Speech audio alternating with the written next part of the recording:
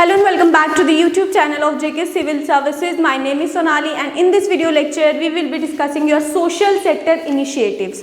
ठीक है, सो अगर हम बात करें आपके सोशल सेक्टर इनिशिएटिव्स की तो there are number of initiatives which government has taken from time to time, but यहाँ पे आज के लेक्चर में मैं आपके साथ सिर्फ वही इनिशिएटिव्स को डिस्कस करूँगी जो आपके एग्जाम पॉइंट ऑफ व्यू से इम्पोर्टेंट होंगे, पहली बात। दूसरा, जो आपके करंट को भी टच करेंगे, मतलब वही हम सेक्टर्स स्कीम्स को पढ़ेंगे जो करंट की बात करेंगे। ठीक है, अब आ जाते हैं हम अपने टॉपिक पे। देखिए, आज का जो टॉपिक है हमारा वो है सोशल सेक्टर इनिशिएटिव्स पे। अब हम सबसे पहले पढ़ लेते हैं कि ये सोशल सेक्टर इनिशिएटिव्स होते क्या हैं। देखिए, जो सोशल सेक्टर इनिशिएटिव्स हैं ये आपके जो सेक्शन है या जो सोसाइटी है उसकी जो सबसे वल्नरेबल सेक्शन होती है या जो सबसे ज़्यादा मार्जिनलाइज्ड सेक्शन होती है, जिसको हम सोसाइटी का सबसे छोटा तबका कहते हैं, उनके लिए ली जाती है। साथ ही साथ आपकी इकोनॉमिक और सोशल जो डेवलपमेंट होती है, overall economic and social development, उसके लिए इनिशिएटिव्स गवर्नमेंट लेती है ये। ठीक है, अब हम बात करें सोशल सेक्टर इनिशिएटिव्स की ही। ठीक है, तो ये आपके दो पार्ट्स में डिवाइड होते हैं। एक तो होती है आपकी सेंट्रल सेक्टर स्कीम, ठीक है, और दूसरी होती है आपकी सेंट्रल स्पॉन्सर स्कीम। अब इन दोनों में मेन डिफरेंस क्या है? देखिए, जो सेंट्रल सेक्टर स्कीम होती है आपकी, इसमें जो आपकी फंडिंग होती है, जो पैसा दिया जाता है, वो टोटली कौन देता है? आपका सेंटर। ठीक है, साथ ही साथ इसमें जो आपकी इम्प्लीमेंटेशन होती है इन स्कीम्स की, वो कौन करता है? आपका सेंटर।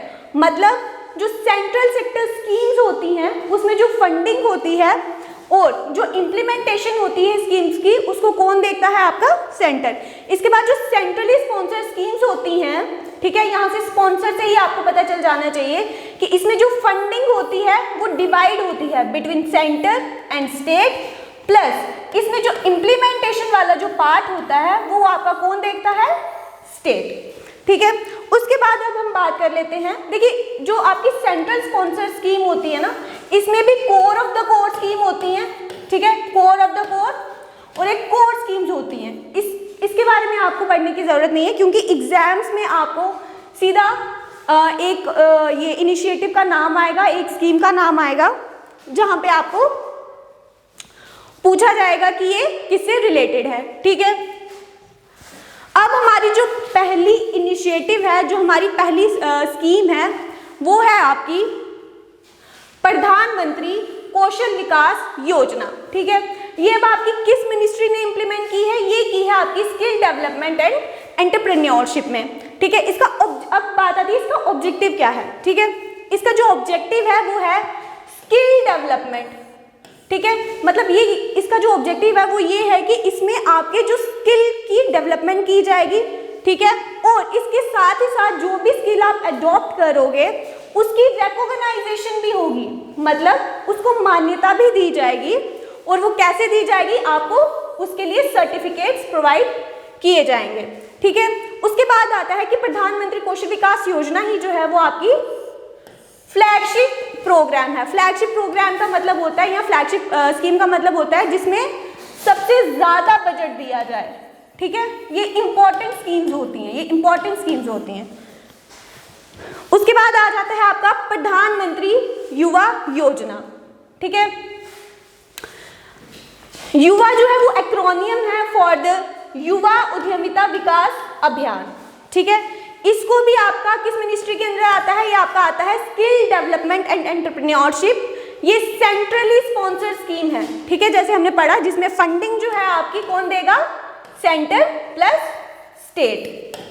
ठीक है, अब इस जो स्कीम है इसको ऑब्जेक्टिव क्या है? ठीक है, इसको ऑब्जेक्टिव है कि to provide education and training to youth for. देखिए, जो भी इसका ऑब्जेक्टिव ये है कि हम जो है, जो भी हमारा यूथ है आज का, हम उसको ट्रेनिंग दें, एजुकेशन दें, ताकि वो एंटरप्रेन्योर बन सके, मतलब अपना बिजनेस स्टार्ट कर सके। ठीक है, इसके बाद जो आपकी थर्ड है,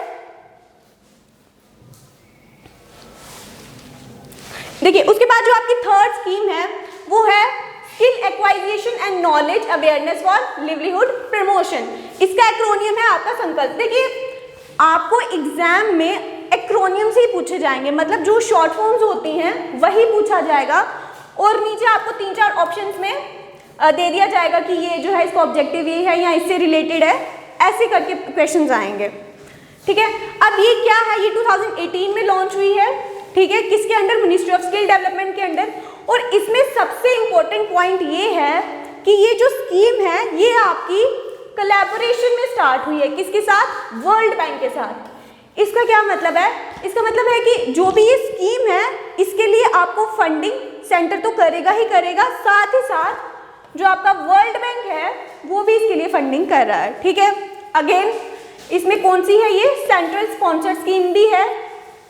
ठीक है, अब इसका फोकस क्या है, यहाँ इसका ऑब्जेक्टिव क्या है, to transform overall skill ecosystem. मतलब ये इस स्कीम से हम क्या करना चाहते हैं, जो हमारा ओवरऑल इकोनॉमिक ये जो क्या था हमारा जो स्किल इन्वायरमेंट है, हम उसको ट्रांसफॉर्म करने की बात कर रहे हैं। ठीक है, इसके बाद आपका आ जाता है नेक्स्ट,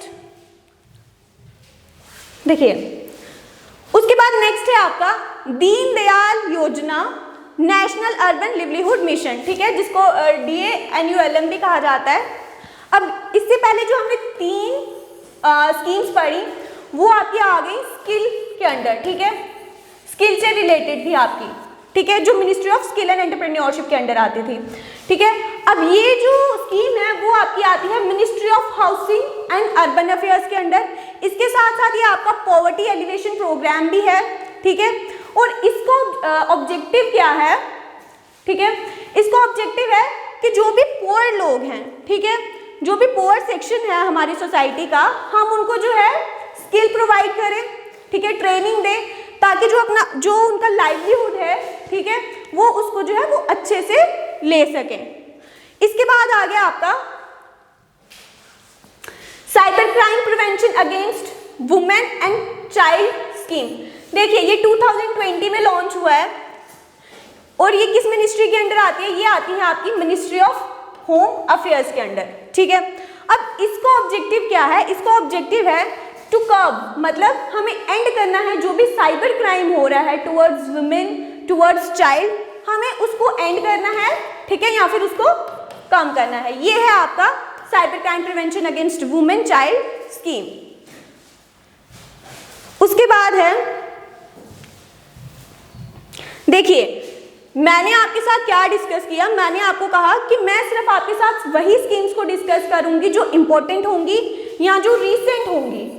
ठीक है, मैंने मैक्सिमम इस स्लाइड्स में वही जो स्कीम्स हैं उन्हीं को डिस्कस किया जो 2015 के बाद आई हैं मैक्सिमम।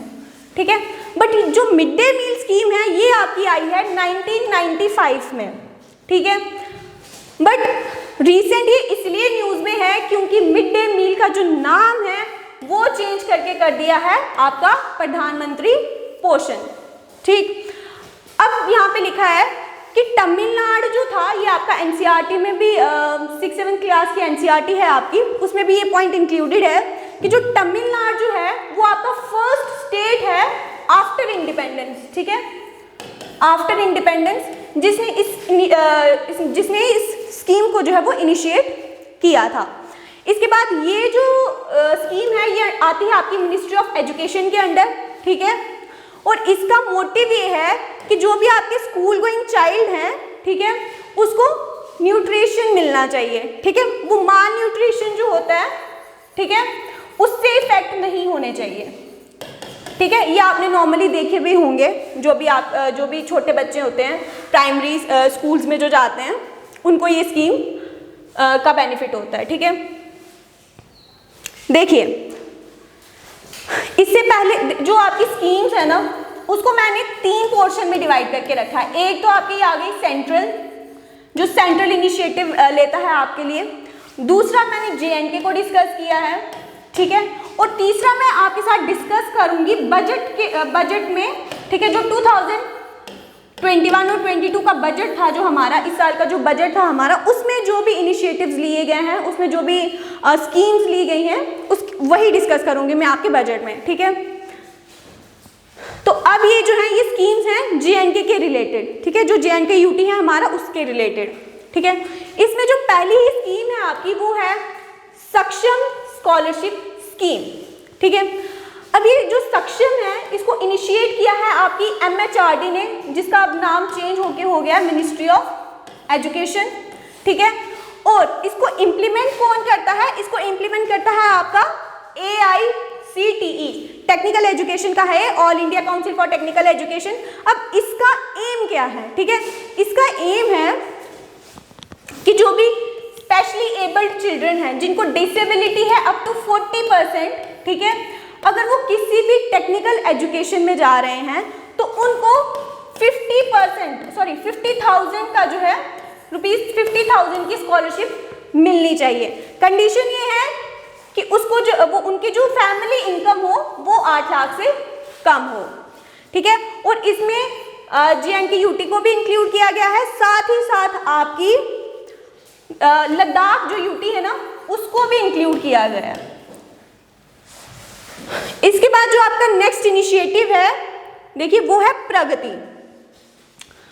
प्रगति भी जो है वो सिमिलर लाइंस पे ही है जो हमने सक्षम को पढ़ा, ये बट डिफरेंस ये है कि ये गर्ल्स स्टूडेंट्स के लिए है, और डिफरेंस ये है कि इसमें जो डिसेबिलिटी है, ठीक है, उसको इंक्लूड नहीं किया गया है, ठीक है।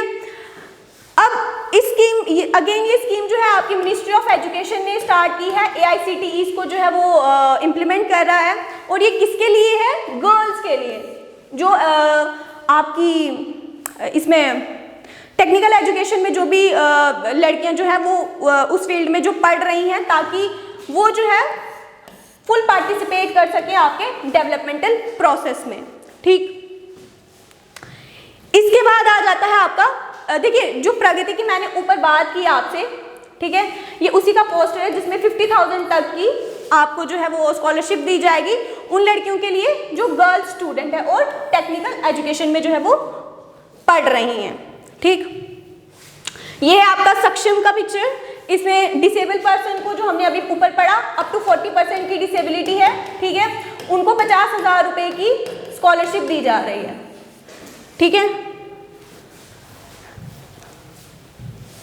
देखिए उसके बाद जो आपकी थर्ड स्कीम है वो है आपकी special assistance scheme for morality, ठीक है।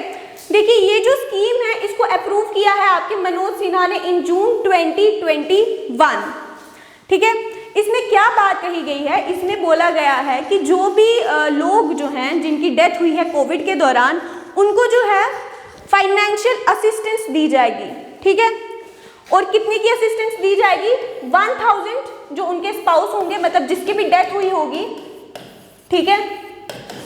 और ये जो डेथ वाला जो इंसान होगा ये सोल अर्नर होना चाहिए, ये कंडीशन रखी गई है, जिसको हम ब्रेड अर्नर भी बोलते हैं, ठीक है। उसकी डेथ हुई होनी चाहिए और उनके स्पाउस को मिलेगा 1000 रुपये, ठीक है। उस फैमिली का जो एल्डर मेंबर होगा उनको भी मिलेगा 1000 रुपये पर मंथ, ठीक है। उसके बाद है कि 20,000 रुपये उनके घर से जो भी स्कूल गोइंग चिल्ड्रन होंगे उनको मिलेगा पर ईयर, और 40,000 मिलेगा जो भी उनके घर से कॉलेज गोइंग स्टूडेंट होंगे पर ईयर। इसके बाद जो आपकी नेक्स्ट स्कीम है वो है, देखिए वो है सोशल हेल्थ कार्ड स्कीम। इसको लॉन्च किया है 2020 में, मार्च 2020 में, और उस टाइम पे गवर्नर कौन थे? हमारे गिरीश चंद्र जी। देखिए जो हमारा ये जो हमारे लेफ्टिनेंट गवर्नर है फिलहाल मनोज सिन्हा, ये आपके आए हैं, इन्होंने इनको रिप्लेस किया है इन अगस्त 2020, ठीक है। इसलिए स्टूडेंट हेल्थ कार्ड स्कीम जो है वो लाई है गिरीश चंद्र जी ने, ठीक है। इसका ऑब्जेक्टिव क्या है? इसका ऑब्जेक्टिव ये है कि जो भी माल न्यूट्रिशन है या ऐसे लोग हैं, ठीक है, मतलब जो भी माल न्यूट्रिशन है सोसाइटी के या फिर जो चाइल्ड हैं, उनको जो है वो रेगुलर हेल्थ चेकअप मिलना चाहिए, ताकि उनमें जो माल न्यूट्रिशन है उसका पता चलाया जा सके और उसको एंड किया जा सके, ठीक है। इसके बाद आ गई आपकी serve the senior helpline scheme. देखिए कोविड के दौरान जो भी हमारे सीनियर सिटीजन थे वो जो थे वो बाहर नहीं जा सकते थे, ठीक है। उनकी हेल्प के लिए सर्व द सीनियर हेल्पलाइन जो है वो इनिशिएट की गई। अब ये की किसने है, किसने स्टार्ट की है? ये की है आपकी जेके स्टेट लीगल सर्विस अथॉरिटी में, ठीक है। इसका ऑब्जेक्टिव क्या था कि फैसिलिटेट करना है हमें सीनियर सिटीजन को जो कि अनएबल है, जो स्टेप आउट नहीं कर सकते, मतलब ऐसे सीनियर सिटीजन को जो बाहर नहीं जा सकते कोविड के दौरान, ठीक है, उनको जो है वो हमें हेल्प प्रोवाइड करनी है। उनको जो भी ग्रोसरीज चाहिए या जो भी चीज़ें चाहिए उनके डोर स्टेप पे उनको अवेलेबल हो, ठीक है। ये आ गई। नेक्स्ट है आपकी सुपर 75 स्कीम। ये बहुत रिसेंट की है, आपको भी पता होगा, मार्च 2021 में आई थी। मनोज सिन्हा ने इनको लॉन्च किया था और ये जो है वो मेरिटोरियस पुअर गर्ल्स के लिए थी, जिनको जो है पढ़ाया जाएगा in the field of medicine, engineering, ठीक है, ह्यूमैनिटी, ताकि वो कंट्रीब्यूट कर सके इन द नेशनल बिल्डिंग, ठीक है। और जिस दिन ये सुपर 75 स्कीम जो है वो लॉन्च हुई थी, उस दिन था हमारा international women day, that is 8 मार्च, ठीक है, जिसका जो थीम था वो था चूज टू चैलेंज, ठीक। इसके बाद नेक्स्ट स्कीम है आपकी तेजस्विनी स्कीम। देखिए, तेजस्विनी स्कीम का जो ऑब्जेक्टिव है वो है कि जो भी गर्ल्स हैं, ठीक है, उनको ऐसी ट्रेनिंग दी जाए, ऐसी एजुकेशन दी जाए ताकि वो भी जो है एंटरप्रेन्योरशिप में काम कर सके, मतलब अपना बिजनेस चला सकें, ठीक है। और इसमें कितने तक की फाइनेंशियल असिस्टेंस आपको दी जाएगी? अप टू 5 लाख की। और जो एज ग्रुप है, ठीक है, जिनको ये असिस्टेंस दी जाएगी, वो कितना होना चाहिए? आपके 18 to 35 ईयर्स। देखिए, उसके बाद ये जो स्कीम है आपकी, ये है new industrial development scheme of JNK UT। देखिए, ये बहुत ही इंपॉर्टेंट स्कीम है आपकी JNK से रिलेटेड, क्योंकि जब 370 एब्रोगेट हुआ हमारा, उस टाइम पे बोला गया कि भाई JNK में बहुत सी इन्वेस्टमेंट होगी, एम्प्लॉयमेंट जनरेट होगा, तो उसी के मद्देनजर रखते हुए आपकी इस स्कीम को जो है वो लॉन्च किया गया है, ठीक है। अब इसका जो प्रपोजल था वो दिया था आपका department for promotion of industry and internal trade ने। ये डिपार्टमेंट जो है वो आपका आता है MIC के under, that is ministry of commerce, और ये स्टार्ट किया गया है इन द ईयर ऑफ 2021, ठीक है। अब इस स्कीम का ऑब्जेक्टिव क्या है? इसका ऑब्जेक्टिव है टू जनरेट एम्प्लॉयमेंट, ताकि यहाँ JNK में जो है वो एम्प्लॉयमेंट बढ़ सके, ठीक है। और वो कैसे बढ़ेगी? जब बाहर का पैसा, मतलब हम इन्वेस्टमेंट को जो है वो अट्रैक्ट करेंगे, और इससे क्या होगा? हमारी JNK की सोशल और इकोनॉमिक डेवलपमेंट होगी, ठीक है। इसके बाद नेक्स्ट पॉइंट है, इसमें कहा गया है अब हमें जो है इन्वेस्टमेंट को अट्रैक्ट करना है। अब पॉइंट ये उठता है कि जो बाहर के जो लोग हैं वो JNK में इन्वेस्टमेंट क्यों करेंगे, ठीक है। इसमें बोला गया है कि 2 जोन्स में JNK को डिवाइड किया जाएगा, जिसमें जोन A में जो इन्वेस्ट करेगा उसको 30% तक की सब्सिडी दी जाएगी। जो भी वो पैसा इन्वेस्ट करेगा, फॉर एग्जाम्पल 100 रुपीज़ अगर इन्वेस्ट होंगे तो उसको 30% जो है इस पर सब्सिडी मिल जाएगी। दूसरे जोन में अगर कोई इन्वेस्ट करता है उसको वहाँ पे 50% की सब्सिडी दी जाएगी, बट कंडीशन ये है कि 7.5 करोड़ से ज़्यादा भी वो सब्सिडी नहीं देंगे। देखिए, इसको मैं आपको एक एग्जांपल से समझा देती हूँ। फॉर एग्जांपल, आपके पास कोई भी फॉरेन कंट्री है या कोई भी बाहर से हमें इंडिया JNK में जो जोन B है वहाँ पे 200 करोड़ जो है वो इन्वेस्ट करता है। अब बोला क्या गया है कि 50% तक की सब्सिडी दी जाएगी। इसका 50% कितना हो गया? 100 करोड़। बट कंडीशन ये है कि 100 करोड़ की सब्सिडी नहीं दी जाएगी। कितने तक की दी जाएगी? अप टू मैक्सिमम 7.5 करोड़ की। साथ ही साथ ये कौन सी स्कीम है आपकी? जैसे हमने पहले पढ़ा था, central sector scheme. Central sector scheme मतलब इस ये इंडस्ट्रियल डेवलपमेंट स्कीम है, इसको रन करवाने के लिए जो भी सारी फंडिंग होगी वो आपकी करेगा सेंटर। देखिए, उसके बाद ये JNK से आपकी ये लास्ट इनिशिएटिव है माई टाउन माई प्राइड। ये सेम पैरामीटर्स पे स्टार्ट हुई है, जो आपका बैक टू विलेज एक प्रोग्राम चलाया था, ठीक है, और जो कि रूरल एरियाज के लिए था। तो सेम पैटर्न पे अर्बन एरियाज के लिए माई टाउन माई प्राइड को जो है वो स्टार्ट किया गया। इसका ऑब्जेक्टिव ये था कि आपको डोर स्टेप पे प्रोवाइड की जाएगी गवर्नेंस, ठीक है। यहाँ तक की थी आपकी J&K की स्कीम्स। इसके बाद हम डिस्कस कर लेते हैं। देखिए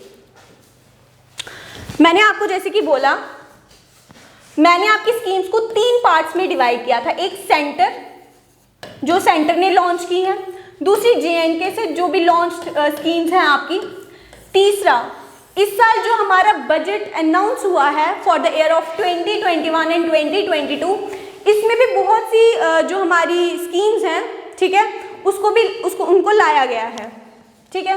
अब बात कर लेते हैं आपके थोड़ी सी बजट की। देखिए बजट जो है आपका 2021-22 का, इसमें मेनली 6 ऐसे एरियाज हैं, ठीक है, जहाँ पे इन्वेस्टमेंट की बात बोली गई है। कौन कौन से हैं वो? आपका हेल्थ, इंफ्रास्ट्रक्चर, इंक्लूसिव डेवलपमेंट, ये आपका कीवर्ड है in your syllabus for economics, ठीक है। तो इसको जो है मैं वही डिस्कस करूंगी जब मैं आपके इंक्लूजन के पोर्शन को उठाऊंगी, ठीक है। इसके बाद है ह्यूमन कैपिटल के लिए, इनोवेशन के लिए और minimum government and maximum governance का पार्ट है, उसके लिए आपका बजट एलोकेट हुआ है मैक्सिमम इन एरियाज में, ठीक है। अब इन सेक्टर्स में जो भी स्कीम्स जो हैं वो लॉन्च हुई हैं, ठीक है, मैं वही आपके साथ यहाँ पे डिस्कस करूंगी। देखिए हेल्थ की बात हमने पहले की, ठीक है। अब हेल्थ से रिलेटेड जो भी स्कीम्स आपके इस साल के बजट में जो है वो इंट्रोड्यूस हुई हैं, सबसे पहले हम उसको डिस्कस कर लेते हैं। देखिए सबसे जो पहली स्कीम है वो है आपकी प्रधानमंत्री आत्मनिर्भर स्वच्छ भारत योजना, ठीक है। इसका ऑब्जेक्टिव ये है कि जो आने वाले 6 साल हैं, नेक्स्ट 6 सालों तक जो भी आपका प्राइमरी सेक्टर है, प्राइमरी हेल्थ सेंटर्स हैं या जो भी सेकेंडरी हेल्थ सेंटर्स हैं, ठीक है, उनको हमें स्ट्रेंथन करना है, ठीक है।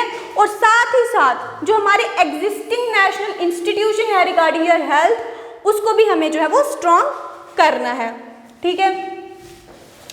इसके बाद इसी का सेकंड पॉइंट है कि हमें जो है वो न्यू इंफ्रास्ट्रक्चर्स को भी क्रिएट करना है, न्यू इंस्टीट्यूशंस को भी क्रिएट करना है, ताकि वो कैटर कर सकें, यहाँ पे डिटेक्ट कर सकें या क्योर कर सकें जो भी इमर्जिंग न्यू डिजीजेज हैं उनके लिए, ठीक है। इसके बाद है आपका नेक्स्ट मिशन पोर्शन। ये भी आपका बजट में इंट्रोड्यूस तो नहीं हुआ है, बेसिकली 2 मर्जिंग स्कीम्स थी। फर्स्ट तो थी आपकी सप्लीमेंट्री न्यूट्रिशन प्रोग्राम, सेकंड था आपका पोषण अभियान।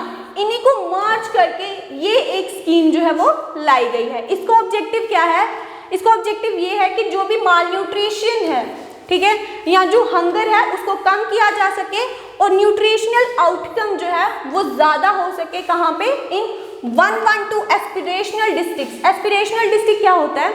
एस्पिरेशनल डिस्ट्रिक्ट्स का मतलब होता है जो आपकी बैकवर्ड डिस्ट्रिक्ट हैं। फॉर एग्जाम्पल देखिए, मैं आपको ये थोड़ा सा इलेबोरेट कर देती हूँ स्कीम को। देखिए गवर्नमेंट क्या चाहती है, फॉर एग्जाम्पल कोई भी मदर है, ठीक है, वो जो है शी इज़ प्रेग्नेंट और वो जो है वो अपने बेबी को जो है वो बर्थ देने वाली है। अब देखिए अगर इस मदर में न्यूट्रिशनल वैल्यू आपकी कम हो जाती है, ठीक है, तो इनको भी खतरा रहेगा, साथ ही साथ जो इनका न्यूबॉर्न बेबी होगा, ठीक है, उनको भी खतरा रह सकता है। इसीलिए गवर्नमेंट चाहती है कि जो भी आपका ये माल न्यूट्रिशन की प्रॉब्लम है या जो भी है, इसको कम किया जा सके। इसीलिए इस मिशन पोषण को जो है वो लाया गया है। इसी के साथ मैं एक पॉइंट डिस्कस करूंगी क्योंकि आपके बजट में था, ठीक है, ये एग्जाम पॉइंट ऑफ व्यू से नहीं है बट आपके नॉलेज में होना चाहिए कि न्यूमोकल वैक्सीन जो है ये बनाई है इंडिया ने, ठीक है, जो सिर्फ और सिर्फ 5 स्टेट्स तक लिमिटेड थी। अब हमारे बजट में ये कहा गया है कि इसको जो है हम रोल्ड आउट करेंगे, मतलब हर एक स्टेट में जो है इसको पहुंचाएंगे। और ये जो आपकी वैक्सीन है ये होती है आपकी निमोनिया से रिलेटेड, ठीक है। देखिए सेकंड है आपका इंफ्रास्ट्रक्चर से रिलेटेड एक स्कीम है। ये इंफ्रास्ट्रक्चर से रिलेटेड जो भी स्कीम्स आपको ली गई हैं वो है ये। देखिए शॉर्टेज ऑफ टाइम है, मैं जल्दी से आपको ये डिस्क्राइब कर देती हूँ। देखिए फर्स्ट है आपकी मेगा इन्वेस्टमेंट टेक्सटाइल पार्क, जिसको मित्रा, जिसका एक्रोनियम जो है वो मित्रा है। ये आपकी टेक्सटाइल इंडस्ट्रीज के लिए ली गई है ताकि इसको जो है वो बूस्ट मिल सके, ठीक है। और साथ ही साथ इसमें वुमेन एम्प्लॉयमेंट की बात कही गई है, ताकि जब टेक्सटाइल इंडस्ट्री को जो बूस्ट मिलेगा उससे एम्प्लॉयमेंट जनरेट होगा, और स्पेशली वुमेन्स एम्प्लॉयमेंट की बात की गई है। सेकंड है आपका नेशनल इंफ्रास्ट्रक्चर पाइपलाइन, ठीक है। ये बेसिकली पहले ही 2019 में ही ये इनिशिएट हो गई थी। इस बार इसको बजट में इसकी बात इसलिए की गई है क्योंकि इसमें जो एडिशनल प्रोजेक्ट्स हैं उनको ऐड किया गया है। अगर मैं बता दूँ नेशनल इंफ्रास्ट्रक्चर होता क्या, बेसिकली जो भी हमारे पास पेंडिंग, ठीक है, पेंडिंग इंफ्रास्ट्रक्चर या पेंडिंग प्रोजेक्ट थे, ठीक है, उसको इसमें कंप्लीट करने की बात की गई है, ठीक है। थर्ड है हमारा भारतमाला परियोजना प्रोजेक्ट। इसको ऑब्जेक्टिव है, मतलब ये किससे रिलेट करता है, आपके नेशनल हाईवेज को बनाने के लिए कॉरिडोर्स या फिर रोड इंफ्रास्ट्रक्चर जो है उसको बिल्डअप करने की बात करता है, ठीक है। उज्ज्वला स्कीम भी आपको पता ही होगी, ये 2016 में हमारे जो प्रधानमंत्री नरेंद्र मोदी जी उन्होंने लाई थी, और इसमें क्या बोला गया था उज्ज्वला के थ्रू कि हम एलपीजी कनेक्शंस देंगे। देखिए इस बार बजट में इसको क्यों लाया गया है, क्यों बोला गया है, क्योंकि देखिए जो एलपीजी का जो बेनिफिट है, जो उज्ज्वला का स्कीम का जो बेनिफिट है, फिलहाल वो 8 करोड़ हाउस होल्ड को दिया जा रहा है। अब बजट में ये बोला गया है कि इसको एक्सटेंड किया जाएगा up to 1 crore more beneficiaries के लिए, ठीक है। साथ ही साथ JNK के लिए बजट में एक बात कही गई है, बोला गया है कि गैस पाइपलाइन प्रोजेक्ट जो है वो JNK में इनिशिएट होगा बहुत जल्द। इसके बाद इनोवेशन सेक्टर में, ठीक है, इनोवेशन जो आपका रिसर्च एंड डेवलपमेंट का होता है, ठीक है, ये स्कीम आपके सोशल सेक्टर इनिशिएटिव्स में तो नहीं आएगी, बट ये इम्पॉर्टेंट थी और मुझे अच्छी लगी, आप लोगों को भी पता होना चाहिए, इसलिए मैंने इसको इंक्लूड किया। देखिए इनोवेशन के अंडर एक नई स्कीम को लाया गया है जिसका नाम है नेशनल लैंग्वेज ट्रांसलेशन मिशन, जिसका एक्रोनियम है NLTM। बेसिकली ये क्यों लाया गया है, इसमें बोला गया है कि जो भी गवर्नमेंट की पॉलिसीज होंगी, जो भी गवर्नमेंट स्टेप्स लेती है, ठीक है, उसकी जो नॉलेज है ना वो आपको मेजर इंडियन लैंग्वेजेस में प्रोवाइड की जाएगी, जिसका मेजर इंडियन लैंग्वेज जो है आपकी वह शेड्यूल 8 में आती है, और लगभग I am not sure but शायद 22 या 24 लैंग्वेजेस हैं, I am not updated right now, but इतना ही है, ठीक है। तो ताकि जो मतलब जो भी हमारे जो दूसरी स्टेट्स के जो लोग हैं, ठीक है, उनको भी ये प्रॉपर इंफॉर्मेशन पहुंच सके कि जो गवर्नमेंट है वो क्या इनिशिएट करी है, क्या स्टेप्स ले रही है, क्या उनकी पॉलिसीज़ हैं, वो इस चीज़ के बारे में अवेयर रहें। सो ये था आपका सारा सोशल सेक्टर इनिशिएटिव्स के बारे में, ठीक है, जो भी सोशल सेक्टर स्कीम्स हैं वो इसमें हमने कवर की। अब मैं ले लेती हूँ आपकी क्वेरीज को। देखिए कल मुझे किसी ने कमेंट्स में बोला था कि आपने जो है वो मनरेगा को जो है वो छोड़ दिया है, ठीक है। मैं आपको बता दूं कि जो मनरेगा है ये बहुत पुरानी स्कीम है, ठीक है, लगभग 2005 की या 2009 की ये स्कीम है, ठीक है। जो SSB है वो आपको इसमें से क्वेश्चंस नहीं पूछेगा, वो आपको रिसेंट की स्कीम्स में से क्वेश्चन पूछेगा। ये जो स्कीम्स है काफ़ी पुरानी है, सभी को ऑलमोस्ट ये सभी को पता होती है, बट फिर भी अगर, क्योंकि आपका ये क्रैश कोर्स है, ठीक है, जिसको हमें 8 से 12 या ज़्यादा से ज़्यादा हमें 15 लेक्चर्स में कम करना है। वो ऐसा क्यों है, क्योंकि जो आपके रिमेनिंग कंपोनेंट्स हैं वो अभी तक स्टार्ट नहीं हुए हैं। जब हम ये आपके कंपोनेंट्स को ख़त्म करेंगे उसी के बाद जो है वो आपके दूसरे कंपोनेंट्स स्टार्ट होंगे। तो पुरानी स्कीम्स हैं, हम इसको डिस्कस नहीं करेंगे। और हाँ, लास्ट में अगर हमारे पास टाइम बचता है तो हम इन स्कीम्स को, जो भी आपकी क्वेरीज होंगी, जैसे फॉर एग्जांपल नेशनल इनकम के लिए भी बोला गया था कि वो मैम आप कब पढ़ाएंगे कब नहीं, वो एंड में जब हमारे पास टाइम बच जाएगा हम उस टाइम पे उनको इंक्लूड करेंगे। So this is all about your social sector scheme. कल हम डिस्कस करेंगे आपके किसी एक और टॉपिक को। Till then thank you very much.